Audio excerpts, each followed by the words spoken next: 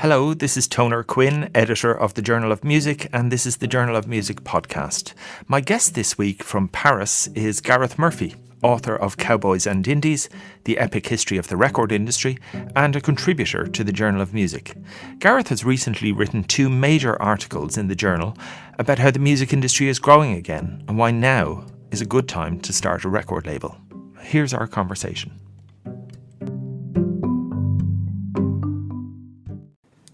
Gareth, you've written a number of articles for the Journal of Music, the most recent of which is called How to Grow Your Record Label in the 2020s. And I'm just wondering, what do you think the role of the record label is at the moment, and why do musicians need them?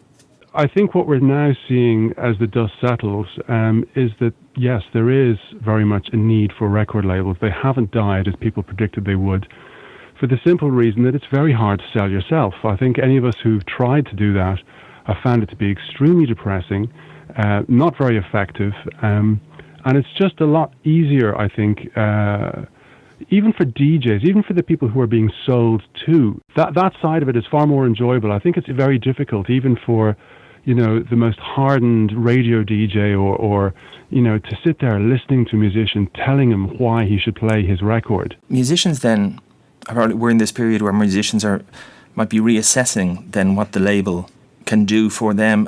Has there also been a period where labels have had to figure out again what their strengths are and what they should and shouldn't be doing?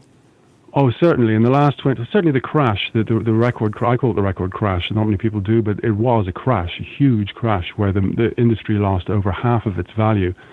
And was affected in an existential way. It wasn't just, falling numbers and laying off staff. It was, in the early 2000s, people were seriously asking themselves, is it the end? Is this over? So record labels definitely had to ask themselves, what is our point? What are we doing? Because they did lose their way in the 1990s, I would say. The 1990s, I found in interviewing even the very biggest companies in the world, was the decade that everyone was angry about. It was the decade that really lost its way. Even though figures were never better, it was the boom. But it was when accountants took over, when lawyers took over, when money took over, when bad decisions were made in every way. Everything was getting released and re-released and sold, basically. And I think from the beginning of this century, certainly, labels realized that they had to get back to their roots. And that's why it's an independent market at the moment, is that the majors really, they haven't been able to adapt to these difficult times as well as an independent, because it is really all about finding great music and developing artists. I mean, it is an illogical industry, and it's only really made for passionate people. If you don't love music, then there's no point even trying. You say that the advantage of a label is that it sells your music. But what other roles does it have? Isn't there also a production role? Isn't there also sort of a community role? I would say the most important of all, there certainly is those things, community role, but I think the most important of all is that it's the gatekeeper. I mean, good labels, the best labels out there, they're excellent judges of what is good. When a radio DJs receive piles of music, either in MP3 format or in CDs or whatever format they will receive it today in all kinds of formats. The first thing that a radio DJ will look at is the label. They'll know that if it comes from, for example, a very, very good label, that they listen to it first. So, the number one role of a record label is much like a book publisher. They're a guarantee of quality, and that's hugely important. People don't realize that. Just this sounds maybe snobby, but in the general public, people don't realize how things really work behind the scenes in the world of radio stations and TV stations and so on.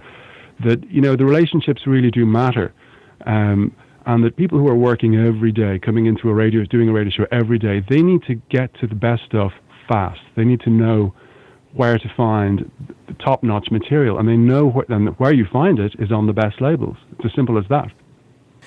You say in your article as well that this is a particularly good time to start a label. That you wrote a previous article for the Journal of Music, and it was "Where is the Money in Today's Music World?" And you're rare in that you have actually a very optimistic take on where we are currently, that the industry is growing again. and that now is a really good time to start an indie label. And the article is almost a call out to those people who are passionate listeners, passionate record collectors, to start seriously thinking about launching an indie label. But why is now a particularly good time as regards the industry? Yeah, I think because, in my research, I had to interview a lot of people who were label founders. And one of the things that struck me that I couldn't really write about because it was maybe a bit rude, but one of the things that struck me privately was that a lot of the people who are in charge now are getting on. A lot of the bosses are now in their 60s or 70s. They can't continue forever. And this new market that's taking shape now, this streaming market, this new world, is extremely confusing. I've never seen anything like today's music market in terms of complexity. It's never been like that ever in the 130-year history of recorded music. So I think that all things considered, considering that there is growth, considering that the growth is looking to be very, very big indeed, considering how complex the market is and how difficult it is for anyone above the age of 40 or 50 to really understand the power of the new tools, I just think that it's a prospector's market right now. And I never really bought the pessimism. I don't think that I'm particularly optimistic. I think that in the last 20 years, we've all suffered from a level of doom and gloom. And because once you look behind the scenes, you realize just how dominant the baby boomers have been in modern music. So you have a generation who've been extremely powerful in terms of all the positions are held by people who are, 60 and upwards. And they're reaching the end of their lives. So I think that a lot of the pessimism comes from them, and maybe not from us. Can I ask then, you mentioned the people in their 60s and 70s who may have run labels. What happened to the generation after them? Was it just that the crash stopped them developing the labels for their generation? Yeah. Our generation, Toner, people who are in their 40s. I mean, we were born at the wrong time. I mean, my research really reminded me of this, is that the 1990s, when we were all sort of leaving college, was a dreadful time to be starting music, because at that point it really was an endgame bubble. That was the bubble, the 1990s, when figures got crazy, when music went very downhill. There was obviously some good things that happened in the 1990s. There's always good things. There's no such thing as a bad decade for music. There was always good stuff out there. But the 90s were different. They were unique in the sense that things were way too big, way too easy in the negative way. And I think that our generation, like I was 30 when I was working. I was 28 when I was working in the record company, in my first ever record company, which was a perfect age. But then there was a crash. Everything started closing down. The CD was phased out, and certainly in Paris, where I live, anyway. I mean, it was just cataclysmic. The amount of record labels that closed in Paris was just enormous. There's only about 3 or 4 big ones or medium-sized ones today. So the opportunities vanished very, very quickly. So our generation, I think, in terms of timing, Generation X, the timing was not on our side. Number 2, I think we were also, if I may say, our weakness as a generation is that we are living in our parents' sort of shadow a little bit. We are the children. Like, another word for the Generation X is the baby bust. They're the baby boom and we're the baby bust generation. And I think that we maybe were a little bit sort of in their shadow, and perhaps a little bit too, too prone to sort of, absorbing their, doom and gloom. Music is never going to die. It just goes through these cycles. The technological side and the commercial side goes through these cycles. There have been crashes before. This was a major crash, the biggest one since the 1920s. But the generation... It's taking off again. The Generation X probably also underestimated the impact of the internet. I mean, no one could conceive of how it was going to shape everything. I know we can look back now and see how obvious it seemed, but there's no doubt about it. When when a generation arrives into a huge change like that, it's going to underestimate it. Yeah, I think there's another way of looking at it as well. I think in terms of destructive, constructive, I think for our generation, we saw the internet as destructive because we had remembered how easier things were before. So for us, we were just old enough, the wrong age of when the internet arrived, it was destructive. It shut companies down. I can think of the amount of people who I had, my address book in the early 2000s of people who just left the music business. or labels that went bust. In publishing, it's the same thing, So you see that for our generation, who caught the tail end of the baby boomer boom, if you like, that the internet was destructive for us at the wrong time of our lives. So we were always going to have a slightly negative or suspicious attitude towards the internet, even though we were probably all, fascinated by the power of this thing. And I think that's the big difference between us and the next generation, the so-called Generation Y, because they just grew up with the internet and they saw it as a positive thing. There was nothing destructive about it for that generation. So I think that there's an element of that as well. But if you look at the online conversation, I know it's not representative of everything, but there is a lot of negativity about the internet's impact on the music industry still. I mean, you in that article say, in the article, Where's the Money in Today's Music World, you say copyright has been saved and streaming has saved the music industry. But the amount of negative commentary towards streaming, about the amount of incomes that musicians are receiving, and that's also the next generation. They would be quite upset at the amount they're receiving from Spotify, for example. Yes, well, some of that's justified, and this is in the next 10 years, the big debate, I reckon, can only really is about the payment methods of these streaming systems. I mean, you mentioned Spotify. Spotify was very clever tactically in the sense that its royalty payment system is based on a market share system. And the reason they chose that type of a payment system is because it would appeal to major labels. For Spotify to become legitimate, for Spotify to become dominant, it had to have the likes of Universal, Sony, and Warner on side. It needed them, because now about 80% of all recorded music is on those labels. So it needed to find a model that kept them happy. And it did. But the problem is that small artists obviously don't get as much as artists on those big labels. So you have this system now which definitely favors the big guy. The people I would talk to would be more philosophical about it. They'd say, well, that was a necessary step, for people to start paying again, because compared to Spotify, compared to what was before, which was just, peer-to-peer piracy, Spotify is an improvement. It's got people forking out money once a month. Most people who are on a $10 a month system are paying $120 a year, which is actually more than what people used to pay on average for CDs. So, any of the smarter people that I would have spoken to would have said, you need to look at this long term. We needed to get piracy, finished with, and this new system that had finance. But the next step is now towards questioning how Spotify and others redistribute their royalties. Okay, so if now is a good time to start a record label, to sort of get stuck into this new world, what kind of characteristics and skills does the person who's going to start an indie record label, a small indie record label, what kind of characteristics and skills do they need to start off? Yeah, that's why it takes such an unusual type of character to do well in music. And, obviously the number one is having ears, is having music culture, not just music, not being a musician necessarily, not having perfect pitch or being able to play an instrument. I mean, that can help. But I certainly listening to a lot of records. A person who sets up a label is generally, the kind of teenager who made mixtapes, obsessive mixtapes. I was like that, and I know lots of people like that who, would spend a Sunday afternoon making the perfect compilation for some girl in school, and being a little bit, mad about it, taking it way too seriously, and listening to loads and loads of music.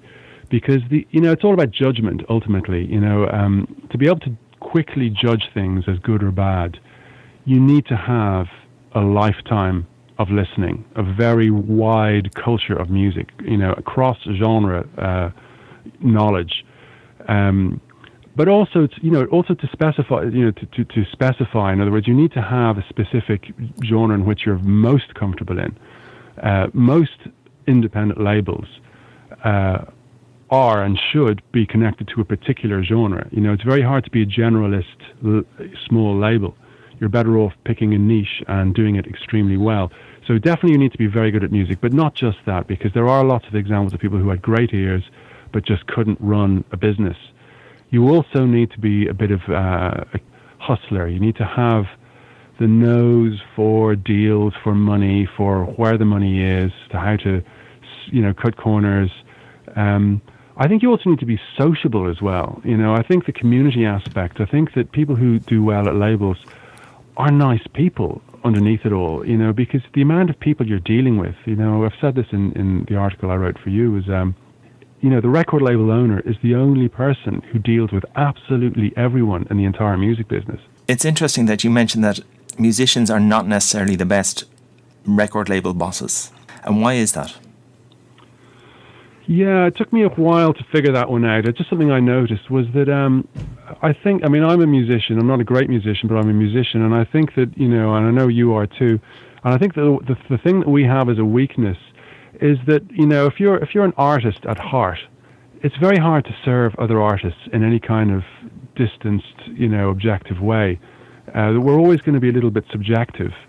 And I think it's just easier for people who aren't musicians, who are literate who have a certain type of literacy. In other words, people who've listened to music all their lives, who are record nerds.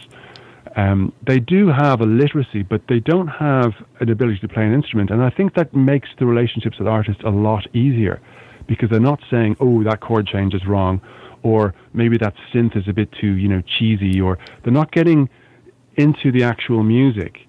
They're just giving a general impression and standing back. And I think that artists prefer that. I don't think artists enjoy having labels that are acting like producers. I think it's best when artists choose their own studio producer, and when the label has a slightly two-dimensional view of the music. And I don't mean that in any negative way. I just think that for unless it's classical music, unless it's a specifically difficult, classical music is definitely the exception. I think you definitely need musicians to be running classical music labels, because if it's the nature of the content itself. But folk, trad, rock, electronica, all the other genres, I think they're better off having a non-musician boss. So where can these future label bosses be found? You mentioned in the article that they can be found in the beehive of magazines. And in record shops? Yeah. What other sectors? Yeah, it's amazing. Like in the vast majority, and I'm talking like 90% of all the successful labels, if you look at the backgrounds of the main people in those things, they came from radio shows. They were college DJs. They were journalists. They were record shop owners. That type of a person seems to be better at running a label than the guy who's playing in his bedroom and is maybe a virtuoso. But it's the record industry it is about records. That's the important thing to remember. It's about recordings, and it's not necessarily. Songs for sure. That's extremely important. There's no such thing as a good record that doesn't have good compositions on it. Artists are important too. Of course they are. They're extremely important. But there's a third thing that's really important in the whole music industry, and that's sound. And the best people at judging sound are the people who listen to everything. There's a few of the things that you mention in your writing, the sort of keys to the success of any label. And the first one is the importance of A&R, which we've touched on to a certain extent. Having a core idea or mission to the label, prudence when it comes to finance, and making sure you don't get stuck in your own country commercially. Can I just come to the core idea or mission? You give a couple of examples of labels that start off with an idea rather than a sound. So how does that work? Yeah, I think we're turning to this notion of management and this notion of reaching upwards. You mentioned that. I think of Motown. Motown in its context was the notion of empowerment. It was a poor city full of black people. It was the factories. But they managed to sort of turn it on its edge. Motown, they gave it a kind of a twist, like it was cool, even though it was a regional city that really wasn't a player in the music business.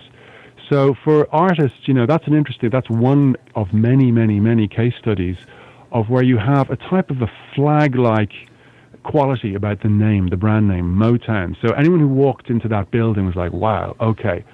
It was like a mini castle on a crusade, and their crusade was empowerment. It was poor black people showing that they could do it, that they could get to number one all over the country. And of course they did. And there's loads and loads of other examples. I gave a recent example, which was Secretly Canadian, which was this one of the few success stories of the early 2000s. Again, those were Midwest guys, either from Indiana or from Fargo, places like that along the sort of north Midwest of the United States. And it became a joke for them in college. There were 3 radio DJs, and it became a joke for them, which was that certain people who were clued in, who were different from everyone else, they were they were secretly Canadian. It was sort of a reference to, Neil Young or Joni Mitchell or Leonard Cohen, of people who you would think were Americans but were different. And they launched a hugely successful label on that idea because it really struck a chord amongst the independent, alternative sort of music scene of regional America, was that these people were appalled by mainstream America, and they all felt a connection to this notion that they were all secretly Canadian. So that's another example. There's tons of examples, but the importance of a label name, as I said, it's like a flag, something that even the boss can look at and remind himself, okay, this is why I'm doing it. So what about the financial side? You say that prudence is important. Now, that's something, some people just have that naturally, but it's something you learn as well. But you say prudence is important because it's such an unpredictable game, to avoid banks, to avoid this idea of getting into projections. But why is this still such an unpredictable game when we have so much digital data on what we're all listening to around the world now? If you go onto Spotify charts, you can see the consistency around the world and what people listen to. That kind of data was never available before. Does that take away any of the precariousness of the business? I don't think that it does, no. I think that the technology is only one part of a very big picture of influences. If you look at the history of music, I'm always wary of these sort of technologist arguments of saying, well, we have all these amazing tools now, music's going to get much easier. It's like saying that, if we invented MIDI or we invented synthesizers or we have all this sort of digital technology or recording studios with 100-track, recording facilities, I don't think that makes, hits any easier. I think scoring a hit or writing a masterpiece, I think is as difficult in any decade as it ever was. And I think that, when you look at the history of hits and masterpieces and genres and all the rest of it, technology is only one part of many, many things. There's wars, there's sociological movements, there's intergenerational questions that come into play. There's fashion, there's everything. When you study things under the microscope, why things are hits and why others aren't, you realize just how complex it is. So the unpredictability comes from that, is that even the smartest people can't plan everything. Things don't go according to plan. Public reacts in strange ways. Things happen that turn some things into hits and change the course of nature. So I think that will never really change. Hence the importance, as you said, of prudence, financial, prudence. We mentioned examples there of like making sure that you're not stuck in a rent trap, not borrowing money. Being in debt can kill you because, any of us who've worked in music will know, you don't know how the year is going to go in any year. You are living on your wits. So any type of financial arrangements that you have that could really pull you under fast will pull you under at some point. So the whole point is that you're setting yourself up for a very unpredictable and dangerous game. Therefore, you have to make sure that your expenditure is as little as possible. And you've made the point that it's really important, and every successful label discovers this eventually, to not get stuck in your own country commercially. But I presume say you do manage to actually establish a label, I presume you have to conquer your home turf to a certain extent before you expand outwards. Yeah, I think so too. I think that you have to. We go back to the club football thing, that you play locally and you get to the top level and you take it a stage further. I definitely think that if you look at all examples of success stories, you generally have that. They conquer their home turf first and then they move outwards. That makes a lot of sense, but you do have to move outwards. And you can start, you don't have to, wait until you've conquered your country before you start to, make connections in other countries. I think any label who's setting up straight away needs to, from the word go, have an attitude of that it is you're trying to break out of your hometown, your country. Because the thing about countries, again, I found this surprising, is that in our minds we see countries as, little sort of like an atlas, little neat sort of lines in different colors. But when you look at the music world, those frontiers aren't really there. What you generally find, and you talk with any label, even American labels, you think, well, America's huge, there's 250 million people, surely if you're an American label, you can score massive hits. Well, not really. Like, if you talk to, for example, the Seattle label, Sub Pop, that made a lot of noise in the early 90s with grunge.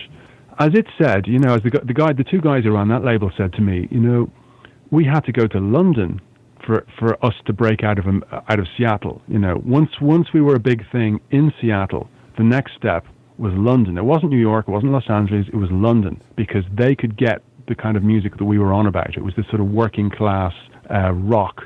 And you talk to any independent label and they will tell you that it's all about your natural allies. You have to find your natural allies, and you might find them in another country far easier than you would find in the third or fourth city of your own country. So yeah, you definitely have to think in terms of cities, in terms of natural audiences, and move it as much as you can, because you need that money. Even here in Paris, French labels say the same thing all the time. They say, well, I wanted to make French music is awful, therefore I set up an independent label in Paris to do really good music. And then you meet them a year later and go, well, how's it going? And you go, well, it's actually really difficult because people in the countryside, they don't want to hear our cool music. And you're going, yeah, well, that's what you set out to achieve. Because in France, even though it's a large country, there's really only Paris and maybe, Lyon and Marseille, small things happening in other places, but there really only is one big metropole with a large market. So they'd soon discover, even the French Indies soon discover, well, if I can't sell my music in London, I can't survive as a business. Basically the truth. That's what happens. There's a really inspiring line at the very end of your article when you say, plant 100 labels across the land and in 5 years the air will be humming with life. And it immediately reminded me of the way they talk about the tech sector in Ireland and everywhere else, about startup culture. And tech startups are just as speculative.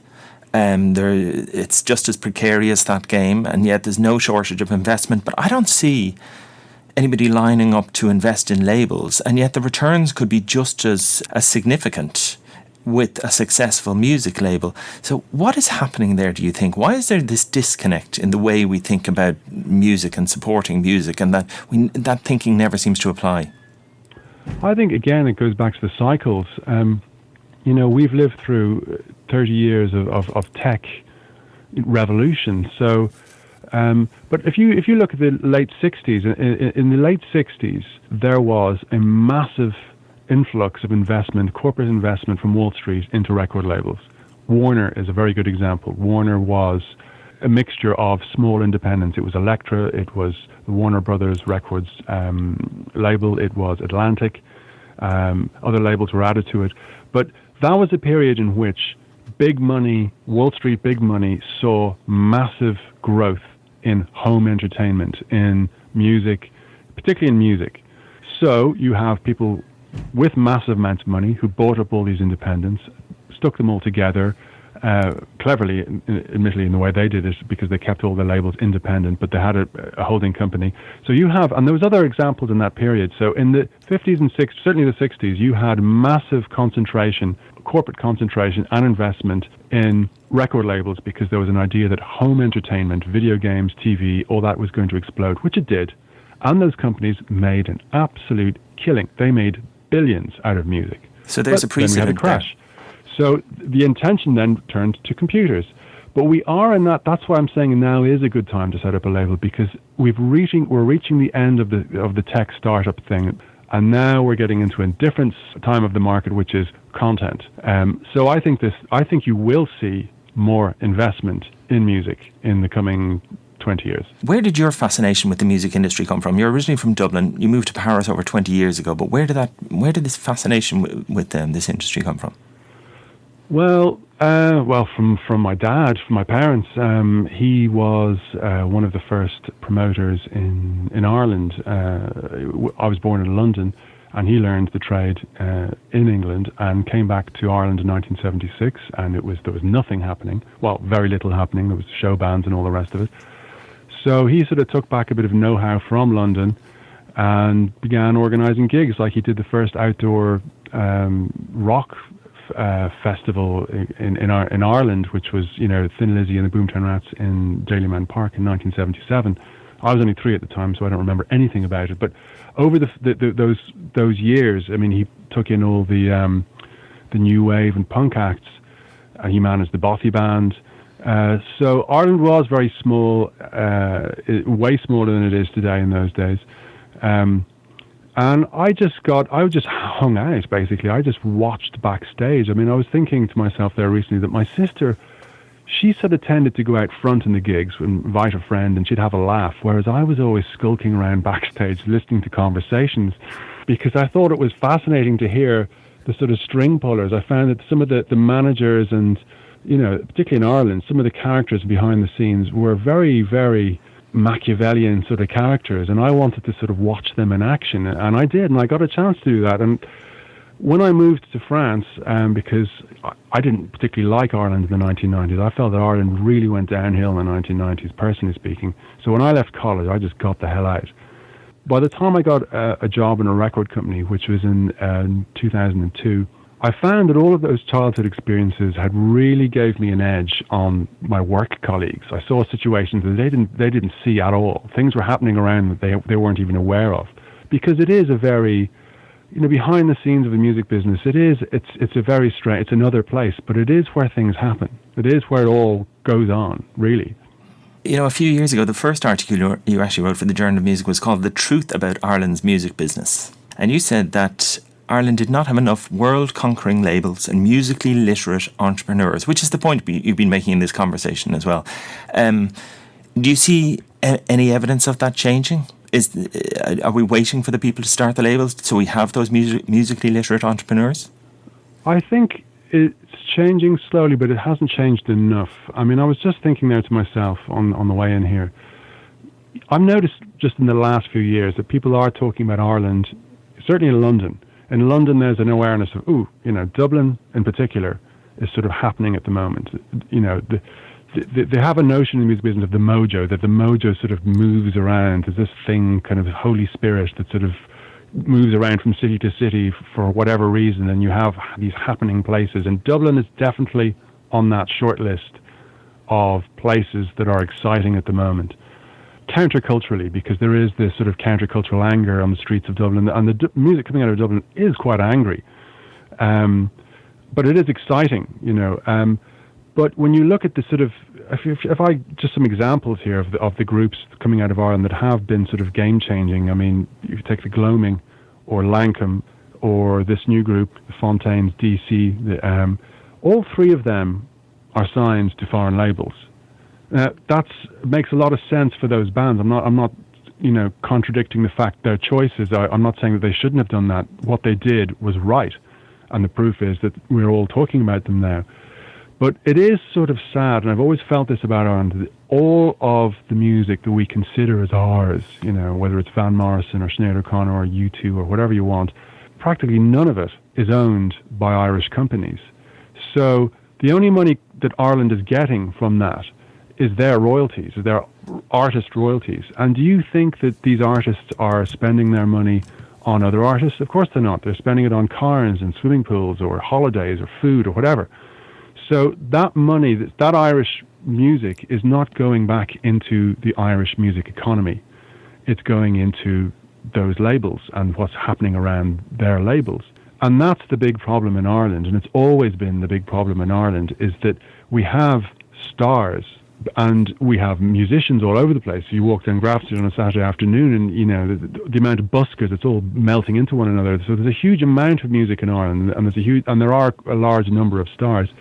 But there's really, really very few labels are out there. And that is a drain on the music economy. It means that all of the profits from all of the stuff that does happen is going to other countries. And how can we address that?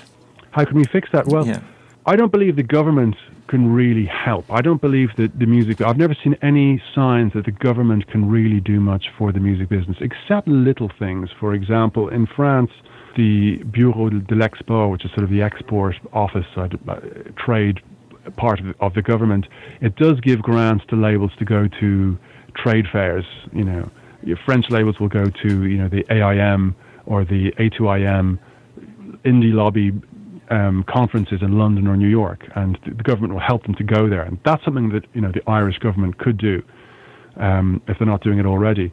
I think there is a certain amount of that taking place, all right. Yeah, but I mean, again, it hasn't done that much for France, has it? You know, so France really isn't on the map either. I think ultimately it comes down, I always think of England. You know, England is, say what you like about the English, they know what they're doing when it comes to music. And one of the things I always feel when I'm in London, certainly amongst the labels, is the level of complicity between public broadcasting and the label in the whole label community. They know each other. They see each other regularly. They like each other. They're helping each other. There is a level of synergy between broadcasting and production that is like nowhere else on earth. And I've had this conversation with Americans, like big American record label bosses, and even for them, England is the capital. Even for Americans who understand that America is a much bigger market where you can make a lot more money, but ultimately the true capital of music in the world is London, because they have what no one else has, which is this extraordinary synergy of people helping each other. Gareth, you've given us a huge amount to think about in your articles in this conversation. Thank you very much. Thank you very much, Toner, for having me on.